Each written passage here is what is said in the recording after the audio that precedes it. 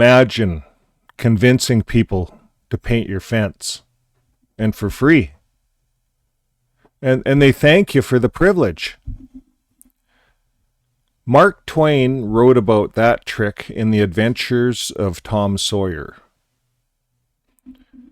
In that story, Tom convinces the other kids that painting a fence isn't work. It's a privilege. But what if I told you something very similar happens today, inside a global religious organization?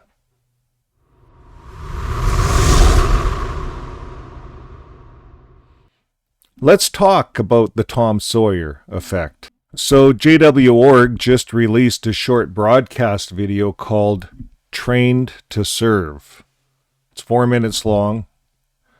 Volunteers climbing ladders, painting walls, repairing roofs. And if you watch it casually, the message seems harmless.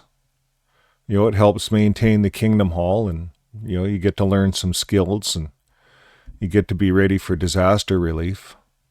But the more I watched it, the more I realized something. This video is actually explaining how the entire labor system inside the organization works. And once you start asking a few simple questions, the picture gets a lot more interesting. Questions like, who actually pays for this work? And how do these volunteers make a living? And why does a multi-billion-dollar religious organization depend so heavily on free labor?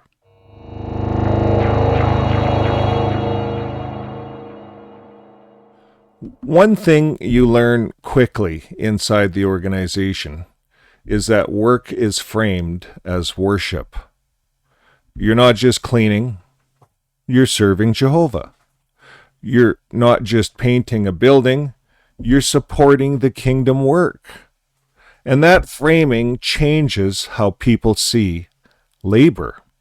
Because if something is presented as service to Jehovah, asking questions about it becomes difficult. After all, who wants to question service to God? But if we step back and look at it plainly, most of the construction and maintenance work inside the organization is done by unpaid volunteers. Electricians, plumbers, carpenters, roofers, engineers, and thousands of skilled trades.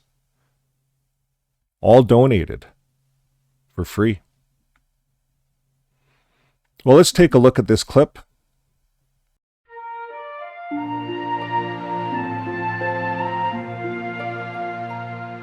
We work hard to clean and maintain our kingdom halls.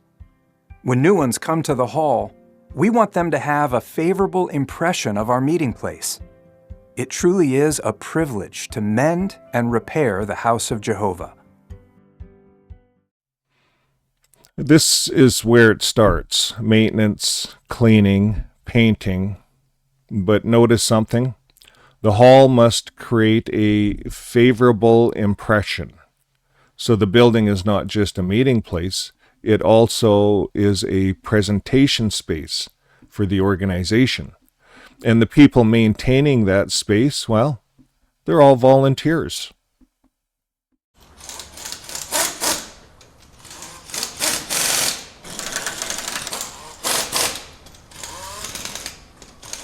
So watch what the video does next. Let's look at clip number 2.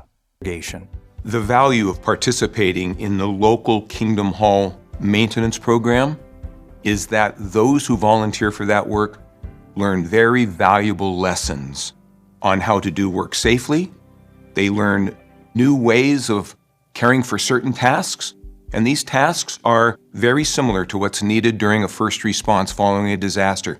Getting on a roof, putting on a tarp, how to work safely, how to use different types of tools, all very valuable training in preparation for disasters. The narrator explains that volunteers learn tool safety, roofing work, repairs, maintenance skills, and suddenly something ordinary becomes something heroic. Cleaning becomes training, training for disaster relief. That's smart messaging, because now volunteering isn't just about janitorial work. Now it feels like you're preparing to save lives after a disaster.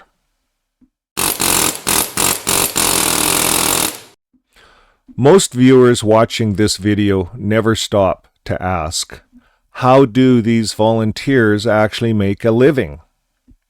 Inside the system, there are basically three types of workers. There's the regular workers. These are the majority. They have normal jobs. They're electricians, plumbers, roofers, builders, everything you need to maintain a building. They take vacation time, or they might take unpaid leave. And the organization, they don't pay them because the workers volunteer. Now, the LDC skilled volunteers, these are the construction specialists connected with the local design construction department, and they call it the LDC. They often travel between projects. They supervise building work, and most of them are still volunteers. And then we move into the full-time religious workers. Some serve full-time at Bethel or construction projects.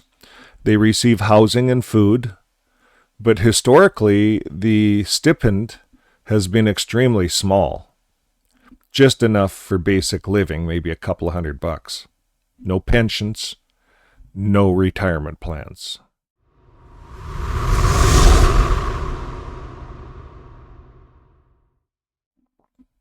Years ago, the system worked differently. There was something called the RBC, the Regional Building Committee.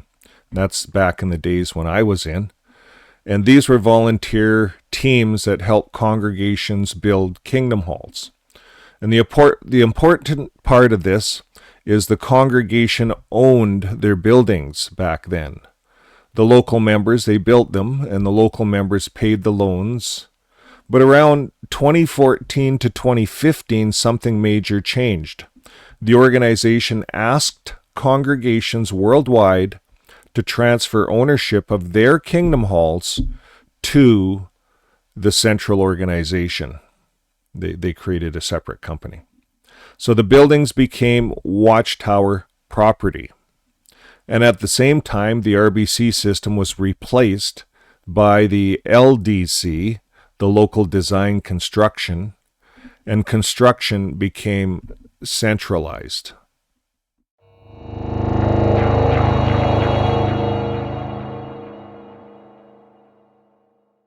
Now here's where things become interesting. If the organization now owns the kingdom halls, why are the congregations still responsible for cleaning, maintenance, repairs, renovations, landscaping, and construction labor? And there's another part. Congregations pass a monthly donation resolution, often around $8 to $10 per publisher each month. So a congregation of 100 publishers might send $800 to $1,000 every month to the Watchtower to cover the cost of basically renting their building.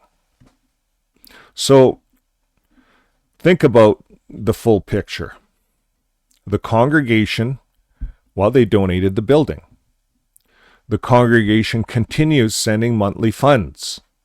The congregation provides volunteer labor, and the congregation maintains the property, even though the property is owned by Watchtower, centrally, New York.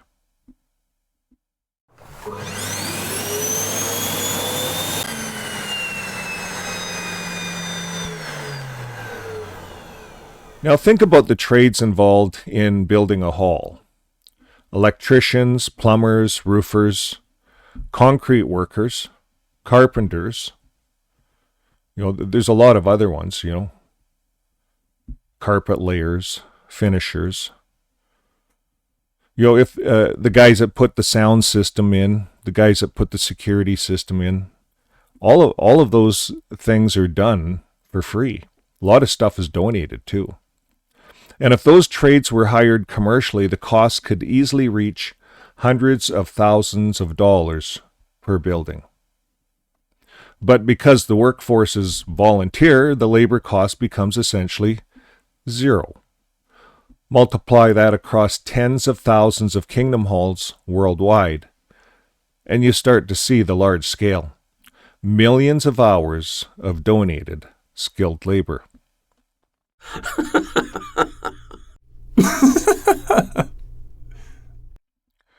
Shauna pointed out something while we were watching this video. It reminded her of a famous scene from The Adventures of Tom Sawyer by Mark Twain. And in that story, Tom Sawyer is given a chore. He has to whitewash a fence. Well, that's work. Hot, boring work.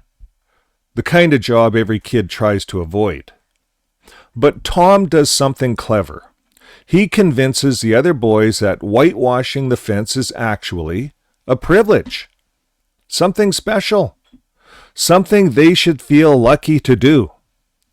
And before long, the other boys are begging for a chance to help. In fact, they even start paying Tom just for the opportunity to paint the fence. Well, Tom sits back, the boys do the work, and everyone believes they've been given a privilege.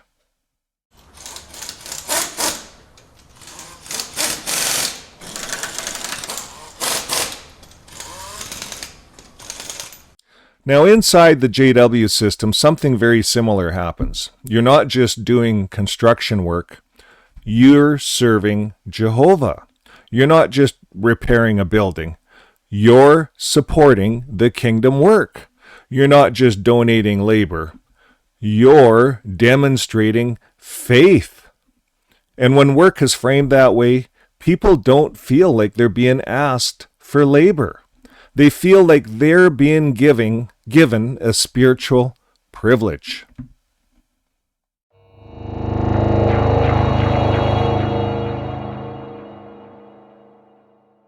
Well, here's an interesting twist.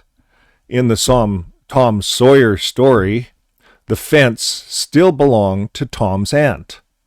But in the modern JW system, the congregations were asked to give ownership of their kingdom halls to the organization. So volunteers are now maintaining buildings that the congregation no longer owns. Okay, we're going to take a look at another clip. Here it is. Relief workers are often selected from those who regularly help to maintain kingdom halls. Why? Because they've already been trained on safety protocols and various maintenance tasks. Okay, that line reveals the real structure. The maintenance program is actually a training recruitment pipeline, and volunteers are trained, observed, selected for disaster relief and construction work.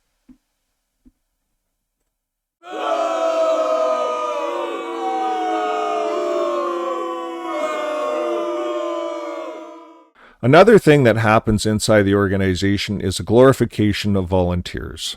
Those who give their skills, well, they're praised. They're featured in talks, highlighted in videos. But what happens if someone doesn't volunteer? Well, there can be pressure. People might ask, why aren't you helping? Or, don't you want to support Jehovah's house? Or, why aren't you available? Or, and the list goes on. And slowly an expectation forms. Faithful witness, volunteer. If you're a faithful witness, you volunteer. Those are the good brothers. The faithful ones sacrifice their time. Those are the good brothers. So let's take a look at clip number 4. We're going to look for the closing encouragement. Here it is. So, if you're not already involved, we strongly encourage you to get involved in your Kingdom Hall maintenance program. Thank you for your willingness to be trained to serve. Your efforts bring praise to Jehovah and comfort to your brothers and sisters.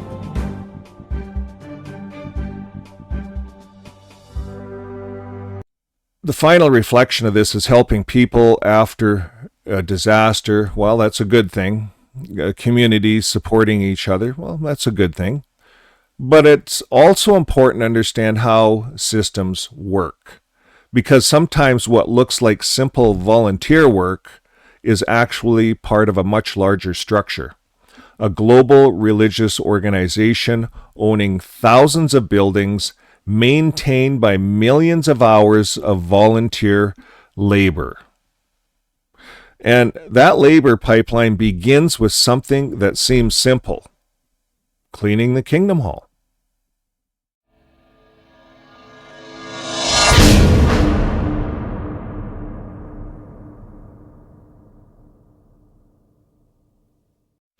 Tom Sawyer got kids to paint a fence.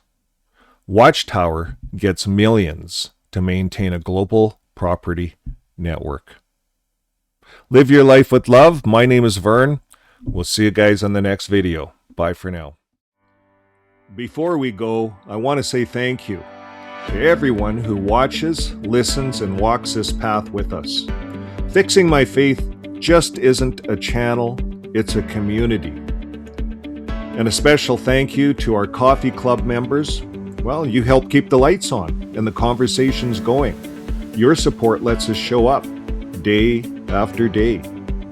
And for people who are just beginning to wake up, well, you matter more than you know.